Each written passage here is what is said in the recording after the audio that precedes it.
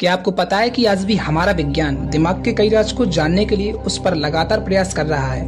उनमें से एक दिमाग की ऐसी हलचल है जिसके बारे में विज्ञान के पास भी पूरी जानकारी नहीं है, और वह हलचल है हमारी दिमाग में उठती हुई तरंगें यानी फ्रीक्वेंसी, जिन्हें ब्रेन वेव्स कहा जाता है। और यही ब्रेन वेव्स तय करते हैं कि हम किस तरह के इंसान हैं, हम कितने इंटेलिजेंट हैं और हमारा कॉन्शियस लेवल क्या है और हमारा दिमाग कितना कॉन्सेंट्रेटेड है। एक इंसानी दिमाग 5 प्रकार के ब्रेन वेव्स प्रोड्यूस करता है: बीटा, अल्फा, थीटा, डेल्टा और गामा। और क्या आप जानते हैं कि बीटा ब्रेन वेव्स स्टेट में हमारे दिमाग में 48 से 60 थॉट्स पर मिनट आते हैं। अकॉर्डिंग टू साइंटिफिक स्टडी, एक नॉर्मल इंसान के दिमाग में एक दिन में आने वाली थॉट्स की संख्या लगभग 60,000 से 80,000 होती है। और अगर आप 48 से 60 के बीच की कोई भी संख्या को लेकर कैलकुलेशन करोगे तो उसका रिजल्ट आपको 60,000 से 80,000 के बीच ही मिलेगा।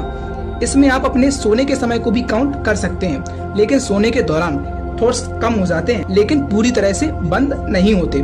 सो इस चीज से एक बात तो प्रूफ होती है, एक नॉर्मल इंसान का दिमाग ज्यादातर समय बीटा स्टेट में रहता है, और इसी वजह से इतनी ज्यादा थॉट्स के चलते हम किसी भी चीज पर ठीक से कॉन्सेंट्रेटेड नहीं कर पाते हैं। और वही अल्फा स्टेट की बात करें, जब हमारा दिमाग अल्फा स्टेट में होता है तो हमारे दिमाग में 1 मिनट में लगभग 30 थॉट्स ही आते हैं। इसलिए अल्फा स्टेट को इतनी पावरफुल स्टेट कहा जाता है।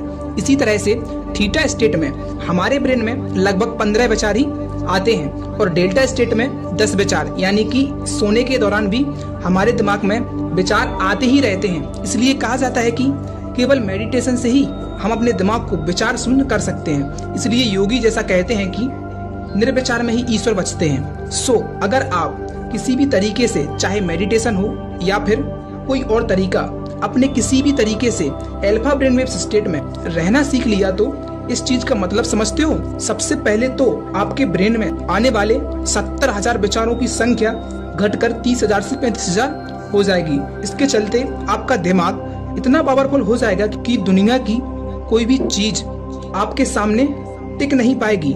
इस स्टेट में आने के बाद आप जो भी काम करोगे उस काम में आपका दिमाग इतनी फोर्स लगा देगा, इतनी एनर्जी लगा देगा कि उस काम के रिजल्ट को देखकर आपके होश उड़ जाएंगे। आपका दिमाग इतना शांत रहने लगेगा, आपके दिमाग में इतने क्रिएटिव आइडियाज आने लगेंगे कि आपने भी उसके बारे में सोचा नहीं होगा। वीडियो को शुरू से लेकर एकदम अंत तक देखना दोस्त, क्योंकि इस वीडियो में जो ज्ञान, जो इन्फॉर्मेशन आपको मिलने वाली है उसकी कोई कीमत नहीं है और कोई आपको वो चीज बताएगा भी नहीं। So let's get started. First है gamma brain waves.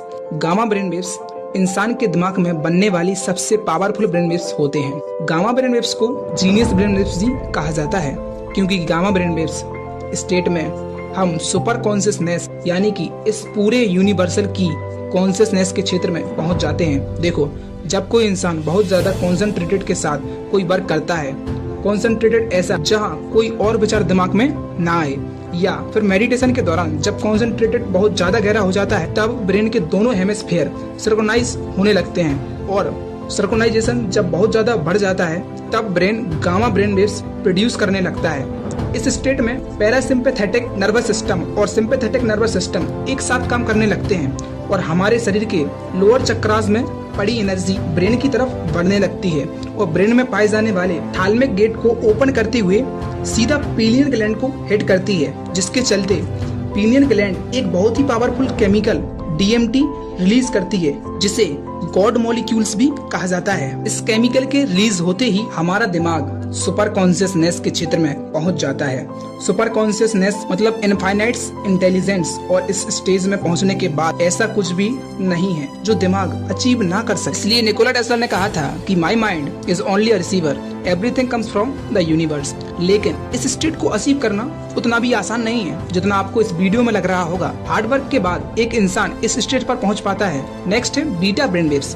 Beta brain waves 2 प्रकार के होते हैं। फर्स्ट है लोअर बीटा ब्रेन वेव्स। क्या आप जानते हैं कि सुबह के समय, मॉर्निंग में जैसे ही हम लाइट के संपर्क में आते हैं, हमारा ब्रेन सेरोटोनिन नाम का एक केमिकल रिलीज करने लगता है, और brain beta brain waves produce करने लगता है, ताकि हम इनर वर्ल्ड से निकलकर बाहर की दुनिया के साथ इंटरेक्ट कर सकें।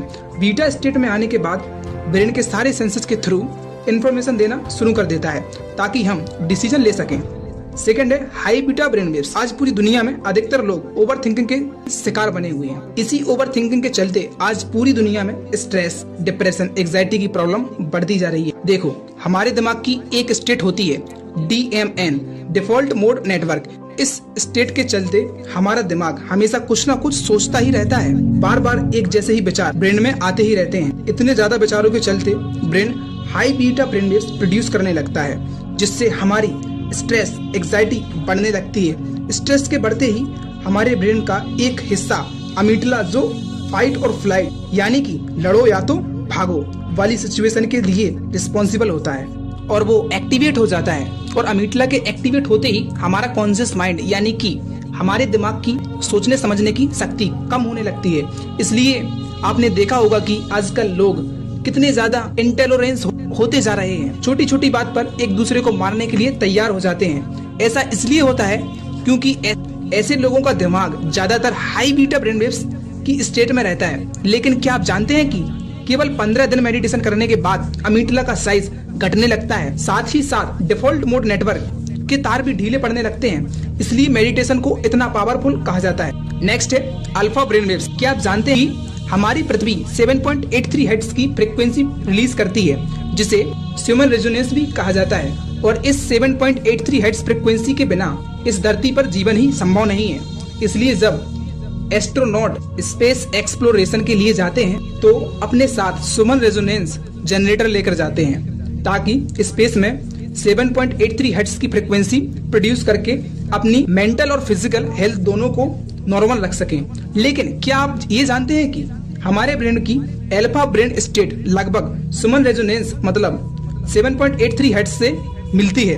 यही वो स्टेट होती है जहां से हमारी स्पिरिचुअल जर्नी स्टार्ट होती है, क्योंकि इस स्टेट में आते ही हमारे ब्रेन में आने वाली थॉट्स की संख्या कम और कॉन्सेंट्रेट बहुत ज्यादा बढ़ जाता है। और वो इंसान जो ज्यादा मेडिटेशन करता है, जैसे कि एक योगी, उस इंसान का ब्रेन हमेशा अल्फा ब्रेन वेव्स या कम फ्रिक्वेंसी वाले स्टेट में ही रहता है। नेक्स्ट है थीटा ब्रेन वेव्स। जब कॉन्सेंट्रेटेड बहुत ज्यादा गहरा होता है, यानी कि जब हम फ्लो स्टेट में होते हैं, तब हमारा ब्रेन थीटा ब्रेन वेव्स की स्टेट में होता है, जिसके चलते हमारा अपनी आसपास की दुनिया से संपर्क टूट जाता है और हमारा दिमाग ऐसे केमिकल रिलीज करना शुरू कर देता है, जिससे ब्रेन की इंटेलिजेंस और इनक्यूलेशन पावर बहुत ज्यादा बढ़ जाती है। थीटा ब्रेन वेव्स को सुपर कॉन्शियस माइंड का गेट भी कहा जाता है। इसलिए थीटा ब्रेन वेव्स स्टेट में किया गया कोई भी काम, वो पढ़ाई हो या फिर बोले गए अफर्मेशन, वो सीधे हमारे सबकॉन्शियस माइंड में जाकर बैठते हैं। इसलिए सेल्फ हिप्नोसिस में थीटा ब्रेन वेव्स का उपयोग भी किया जाता है। और theta brain waves state meditation की सेकंड लास्ट स्टेट होती है। इस स्टेट के बाद इंसान डेल्टा ब्रेन वेव्स यानी कि समाधि में चला जाता है। क्या आपने कभी सोचा है कि ध्यान करते समय योगी या ऋषि के हाथ इस तरह से क्यों होते हैं? असल में इस पोस्चर को ध्यान मुद्रा या ज्ञान मुद्रा कहा जाता है। इस मुद्रा का कनेक्शन डायरेक्ट हमारे ब्रेन के साथ होता है।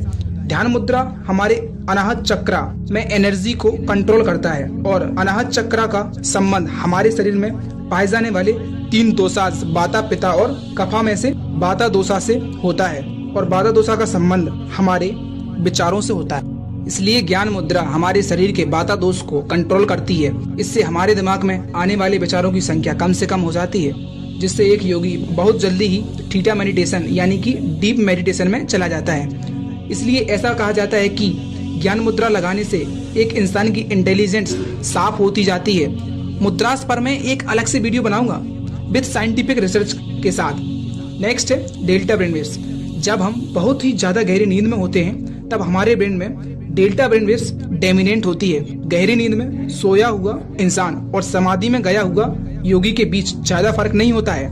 अगर फर्क होता भी है तो गहरी नींद में हम बिल्कुल अनकॉन्शियस होते हैं, और जबकि समाधि में डूबा हुआ साधु अपने इनर वर्ल्ड में कॉन्शियस होता है। इसलिए भगवान श्री कृष्ण ने गीता में कहा है कि जब पूरी दुनिया सोती है तब एक योगी जागता है, यानी कि जब दुनिया गहरी नींद में बेहोश होकर सोती है, उस स्टेट में योगी अपनी पूरी चेतना के साथ जागा हुआ होता है। समाधि सच में एक बहुत ही हाईएस्ट ऑर्डर है, जिसे बहुत ही कम लोग ही अचीव कर पाते हैं। तो ये था दिमाग के बीच होने वाली हलचल का विज्ञान। तो साथियों, ये वीडियो आपको कैसा लगा नीचे कमेंट करके जरूर बताना, और अगर वीडियो अच्छा लगा हो तो वीडियो को लाइक करना मत भूलना, और चैनल पर नए हैं तो सब्सक्राइब भी कर लेना, क्योंकि मैं आपके लिए ऐसे इंटरेस्टेड वीडियो लाते रहता हूँ। जय हिंद।